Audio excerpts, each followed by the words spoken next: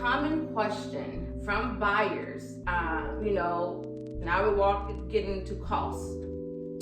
For this particular townhome, how much can a buyer expect to pay in closing costs? That's a great question. So there are different programs out there, and I have one in particularly for this specific unit. Okay, for 165 Cobblestone Pl Dr. That's right. Okay. So there is a lender out there that will pay.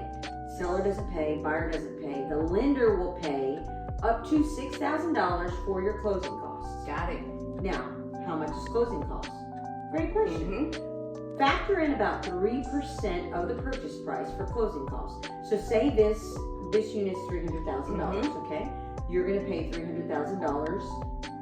Your closing cost is gonna be around $9,000, okay? And if that lender has said, hey, I'm gonna pay $6,000 of that $9,000, what would the buyer get that $3,000 from? Well, that's a great question. So that buyer would either have it in savings already, or they can have, if they have a gift from their auntie, mom, dad, whoever, wherever they can get $3,000 from, the lender can take that as what he calls a gift. Okay. So you'll have to come up with that other $3,000 somewhere. Okay. Now let's say I'm a first-time home buyer, and Sarah, to be honest, I just don't have the $3,000 for these closing costs.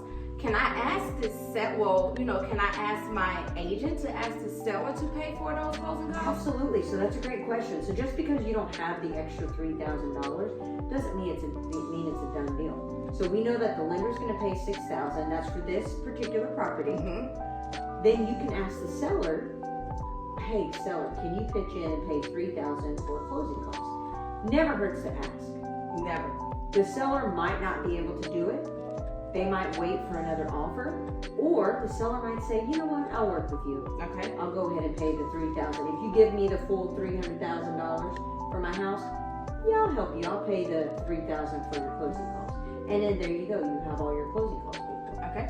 And so I wanted to bring that up because, there are so many first-time home buyers who may be afraid to talk about purchasing a home because they don't have the funds.